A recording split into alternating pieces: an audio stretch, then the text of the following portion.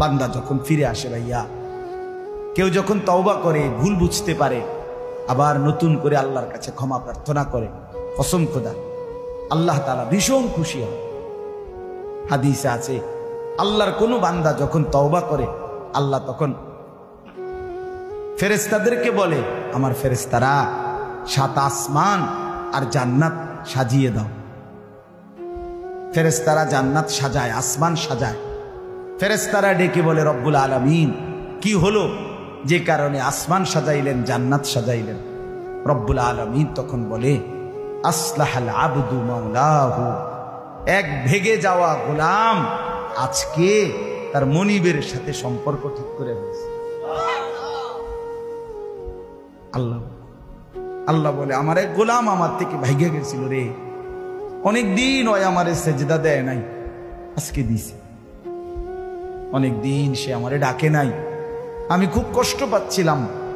আমার বান্দা আমার হাতে গড়া, আমার দেওয়া নাক, চোখ, কান, আমার দেওয়া জবান, আমার দেওয়া জিহ্বা, আমার গড়া বান্দা আমারে ভুলে আমার থেকে ছুটে গেছে।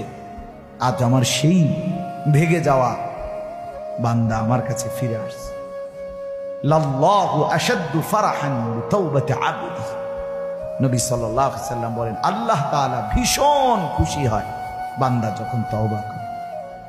এজন্য যুবক ফিরে আসো, নওজোয়ান ফিরে আসো, নিজের ক্ষতি করো।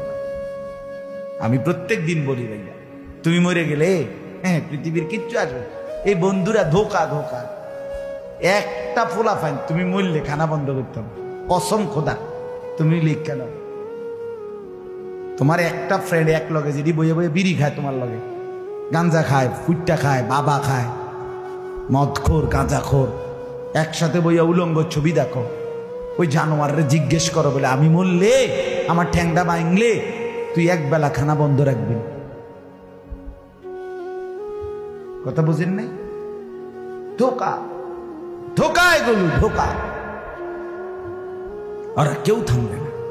আরে আপন বাপ মরলে যেই সন্তানরা দিনের বেলা দাফন কাফন করছে, তারা কি সেই সন্তানরা, আপন সন্তানরা রাতের বেলা ভাত খায় না? কথা বলেন না কেন?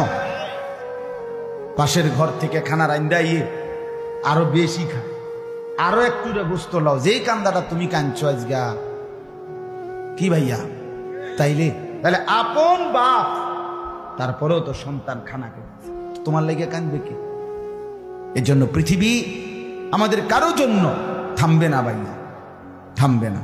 সামনের গাড়ি অ্যাক্সিডেন্ট করে, পেছনের গাড়ি অপেক্ষা করে না, পাশ কাইটা কাইটা চলে যায়। জ্যাম বাজ্যা গেলে আরো চিৎকার শুরু করে, আরে লোক মরে গেছে, আরে মরলে মরুক বেটা, রাস্তা ক্লিয়ার করতে কও। ঠিক কিনা বলেন না কেন? তোর বেটা বেটা কেডা মরছে না মরছে বেটা, এর লেগে বুঝি মানুষের রাস্তা আটকায় রেখে, মানে এই যুক্তি দেখা। তাহলে কেডা মরছে না মরছে মানে তোর মতো এক মানুষ মরছে। ঠিক কিনা বলেন না? তোর মতো এক সুস্থ সবল মানুষ মরছে বেটা, যে একটু আগে হাত নাড়তো, পা নাড়তো, সেই মানুষটা এখন রক্তে ভাসতেছে বেটা। পাত্তাও নাই, কিসের সময়? কার হাতে সময়? সবাই মেশিনের মতো, যন্ত্রের মতো দৌড়াইতেছে। রাস্তায় দেখেন না সিএনজি, অটো কি করে সবাই, কারো হাতে সময় নেই। ঠিক কিনা বলেন? কে কাকে ঠেলিয়া যাবে, কারো হাতে সময়।